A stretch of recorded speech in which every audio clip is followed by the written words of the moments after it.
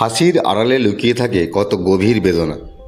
এই সত্যিটা সবচেয়ে বেশি প্রমাণ করেছেন একজন মানুষ। দারিদ্র ছিল তাঁর ছায়া সঙ্গী, কিন্তু হাসি ছিল তাঁর অস্ত্র। জীবনের প্রতিটি বাধা, প্রতিটি অভাবকে তিনি রূপ দিয়েছিলেন শব্দের খেলায়, রসের ধারায়। যে কলম দিয়ে মানুষকে শুধু হাসাননি, শিখিয়েছেন কষ্টের মাঝেও আলো খুঁজে নেওয়ার শক্তি। আজ আমরা জানব সেই মানুষটির গল্প, যিনি হাঁটতেন ছেঁড়া জুতো পরে, যিনি রাজনীতি করেছেন, যিনি জেল খেটেছেন, যিনি রাস্তায় কাগজ ফেরি করেছেন, ফুটপাতে রাত্রিবাস করেছেন, সাংবাদিকতা করেছেন, আজীবন মেসে জীবনযাপন করেছেন। কিন্তু তার মস্তিষ্কে ছিল ধনসম্পদের চেয়েও বড় এক জগৎ, হাস্যরসের রাজ্য। একজন লেখক যিনি নিজের দুঃখকে কখনো বোঝা বানাননি, বানিয়েছেন অনুপ্রেরণার গল্প।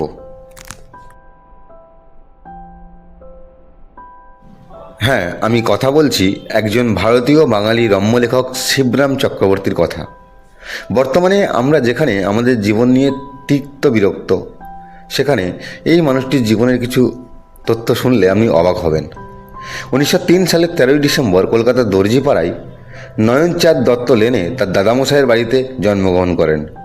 বাবা শিবপ্রসাদ চক্রবর্তী ও মা শিবরানী চক্রবর্তী। শিবরামবাবুর দুই ভাইও ছিলেন, শিবসত্য ও শিবহরি নামে। শিবরামবাবু বিদ্যালয়ে পড়তে পড়তেই তিনি স্বাধীনতা আন্দোলনে যোগ দেন এবং দেশবন্ধু চিত্তরঞ্জন দাসের সংস্পর্শে আসেন। এর জন্য তাকে কারাবাসও করতে হয়। চাঁচলে থাকাকালীন রাজনীতিতে জড়িয়ে পড়ায় ম্যাট্রিক পরীক্ষা দেওয়া হয়ে ওঠেনি। পরে গৌড়ী ও সর্বভারতী বিদ্যায়তন থেকে পাশ করেন। এর পরবর্তী সময়ে তিনি বিজলি ও ফরওয়ার্ড পত্রিকার সাংবাদিক হিসাবে কাজ করেন। এর পাশাপাশি তিনি যুগান্তর পত্রিকার সম্পাদকও ছিলেন। তার জীবনের বেশিরভাগ সময়টাই কেটেছে উত্তর কলকাতার মুক্তারামবাবু লেনের একটি মেস বাড়িতে। কবিতা রচনা দিয়েই তার সাহিত্য জীবনের শুরু। প্রথম কবিতা বেরোয় ভারতী পত্রিকায়, মানুষ ও চুম্বন কবিতা। 1929 সালে দুটিই প্রকাশিত হয়। তারপর প্রবন্ধ, নাটক ও তুলনায় অজস্র হাসির গল্প লিখেছেন তিনি।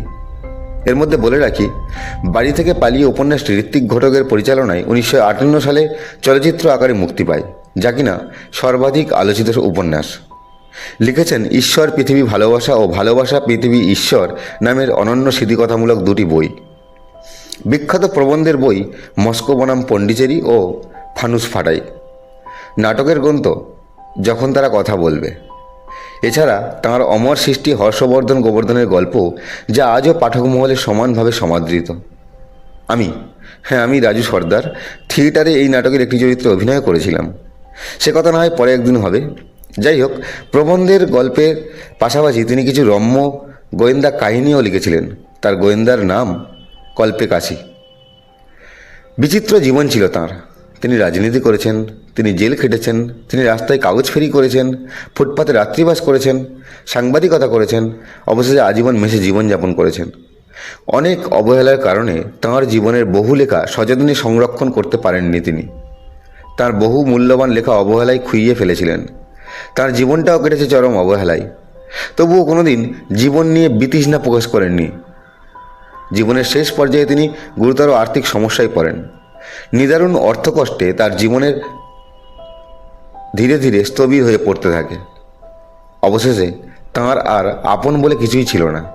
পশ্চিমবঙ্গ সরকার তাকে মাসিক ভাতা প্রদান করত। 28 আগস্ট 1980 সালের 76 বছর বয়সে কলকাতায় নীলরতন সরকার হাসপাতালে মারা যান তিনি।